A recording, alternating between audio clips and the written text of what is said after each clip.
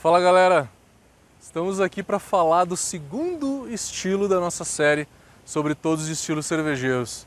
E o estilo de hoje é American Standard Lager. Quer saber um pouquinho mais? Não saia daí.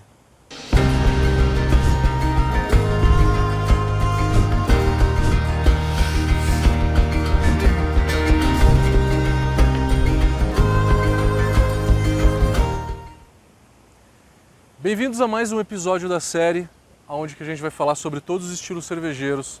Esse é o segundo episódio, é um episódio com produção da Brau Academy em parceria com a cervejaria Campos do Jordão.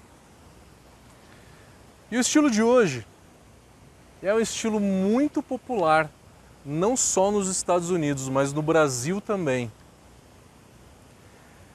Por mais que as cervejas comerciais aqui no Brasil, a Skol se intitule de Pilsen, na verdade ela é uma American Standard Lager. Vamos entender um pouquinho mais sobre ela? Sempre com a minha colinha aqui do BJCP, fazendo aqui todo o descritivo em cima do BJCP. Ela é uma cerveja que tem uma graduação alcoólica entre 4,2 e 5,3. 4,2 é o máximo de álcool que a Light Lager do episódio anterior tem, A Light Lager é de 2,8 a 4,2, a Standard Lager de 4,2 a 5,3. Na média, a gente sabe que tem por volta de 4,7 a 4,9, 5% de álcool. Já então uma graduação alcoólica que a gente está acostumado já nas cervejas comerciais. A aparência dela, ela é uma cerveja que tem uma coloração de palha até amarelo claro. Na hora que a gente serve a cerveja, a gente analisa primeiro a cor. Depois a gente analisa a espuma, o colarinho dela. A gente vê que a formação de espuma ela é muito alta. Ela é uma cerveja bem carbonatada, para que dê bastante frescor, E esse público, o público dessa cerveja, pede esse tipo de frescor.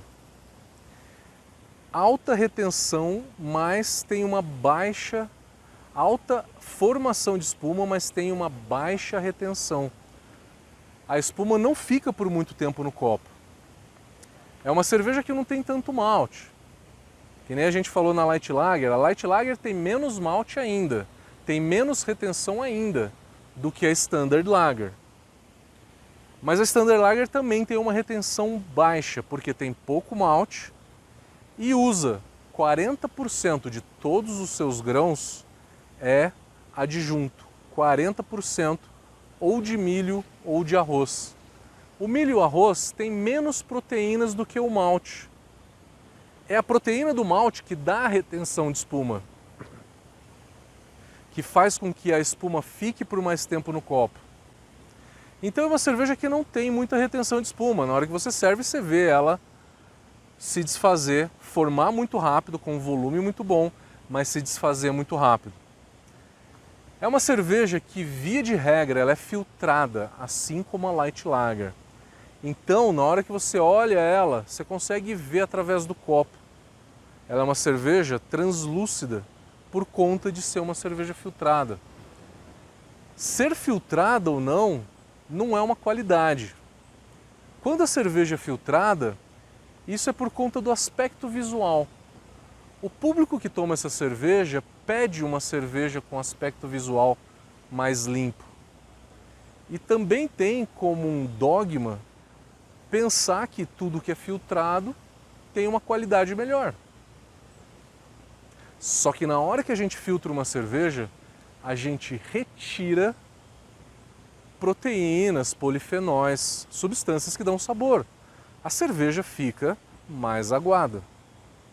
Então, quem já produz cerveja, ou é sommelier de cerveja, sabe muito bem que a filtração ela não melhora a cerveja, ela deixa a cerveja mais aguada. Mas ela é um mal necessário porque tem um público que quer ver uma cerveja translúcida e acha que a cerveja filtrada é uma cerveja melhor. Na hora que a gente pega então a cerveja no copo, vai sentir o aroma. A gente sente aroma do quê? Geralmente de malte. Tem um leve aroma de malte. Aroma de lúpulo é praticamente impossível a gente pegar numa cerveja dessa, porque é um tipo de cerveja que não joga lúpulo no final da fervura, que é o lúpulo que dá aroma. Usa só lúpulo de amargor. É uma cerveja que não tem tanto amargor assim. No guia BJCP, esse estilo tem de 8 a 18 IBUs. No Brasil, a gente tem a maioria ficando entre 8 e 10.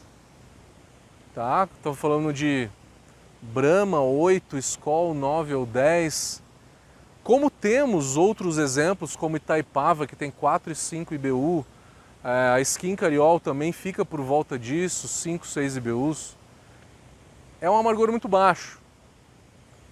18 IBU de amargor para uma cerveja no Brasil não é factível, não é viável, porque o público brasileiro não gosta muito de amargor. A Heineken, lá fora, ela tem 21, 22. Quando ela veio para o Brasil, ela foi obrigada a reduzir para 16, que é o limiar aonde que o brasileiro aceita, mas mesmo assim com 16 IBUs acaba sendo um amargor muito alto para um tipo de consumidor que também não quer esses 16 IBU. Fica mais para os 8, 10 que a Skol e que a Brahma tem. No Brasil, amargor baixo. Nos Estados Unidos, a Budweiser chega em por volta de 16, 15, 16, tem um amargor maior. A Budweiser nos Estados Unidos é, talvez, no mundo, eu acho que é o exemplo clássico da American Standard Lager. Assim como outras marcas, né? A gente tem a Coors, por exemplo, né?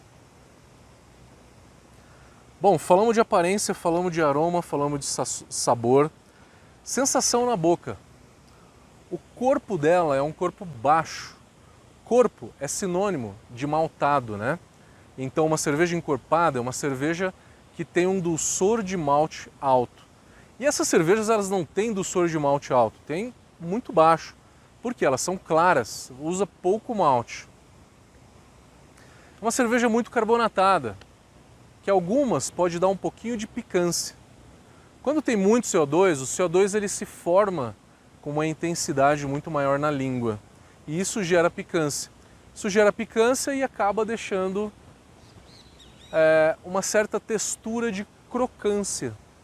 É isso que a gente chama. É a descrição que no BJCP eles descrevem como crispy. A história da cerveja. Ela evoluiu da pré-prohibition lager. É uma lager que os Estados Unidos faziam antes da proibição, da lei seca. Que era uma cerveja leve, né? A história de colocar adjuntos, arroz e milho, os americanos fazem há muito tempo, né? Desde que os alemães foram da Europa para os Estados Unidos, começaram a fazer cerveja, os americanos colocaram milho na cerveja porque o milho é natural dos Estados Unidos, e a finalidade do milho na cerveja ela é de deixar a cerveja mais leve, não necessariamente pior. Tem muita gente que tem um paradigma de achar que coloquei adjunto, eu piorei a cerveja. Não necessariamente.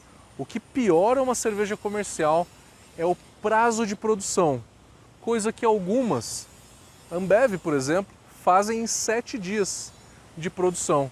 Quando você produz muito rápido, é lógico que você perde qualidade. Tá? Então é mais um paradigma. Cerveja puro malte não quer dizer que ela é necessariamente melhor. Depende muito do processo de produção dela. É lógico que o sabor do malte ele é mais interessante do que o do arroz e do milho, né? Só que o que eu estou falando é outra coisa. Que o principal problema das cervejas comerciais no Brasil hoje, que é o exemplo da American Standard Lager, é o processo de produção ser muito acelerado. Eu falei dos principais estilos. No Brasil você pode pegar Nos Estados Unidos é Budweiser, né? A Budweiser americana, a Coors, por exemplo, entre outros, não adianta eu dar um monte de nome aqui que vocês não vão conhecer, mas a Budweiser americana principalmente é um estilo que lá representa bem. Aqui no Brasil, todas essas que a gente está pensando,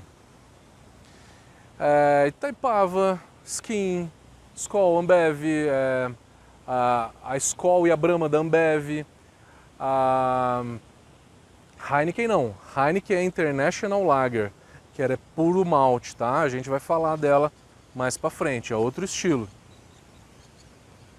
Entre outras, Local, Sintra, Conte, todas elas são Standard Lager. Standard Lager é um estilo que veio com a finalidade de ser uma cerveja leve e refrescante. Quebrem seus preconceitos contra esse estilo, porque é uma cerveja leve e refrescante. Algumas cervejas comerciais que a gente toma, elas podem ter uma qualidade mais baixa, porque a finalidade de algumas é justamente vender por um preço mais baixo. É atender um outro mercado que requer um produto mais baixo. Mas na hora que você vai, por exemplo, em outros países, Estados Unidos, por exemplo, se você toma a Budweiser nos Estados Unidos, tem uma qualidade muito superior da Budweiser feita aqui, da nossa Skol, da nossa Brahma e de todas as outras. O Brasil, nessas cervejas comerciais, é um dos que tem no mundo, os países no mundo que tem a pior qualidade. Eu já viajei por diversos países e tomei muitas cervejas. Na Ásia eu já tomei muita cerveja com arroz, 40% de arroz, que a cerveja era excelente, fermentação limpa, muito refrescante. Então não é o adjunto que piora a cerveja, mas sim é a pressa em fazer. Galera, espero que eu tenha acrescentado um pouco mais sobre a cultura cervejeira para vocês. Quer saber um pouquinho mais? Nos vemos no próximo episódio.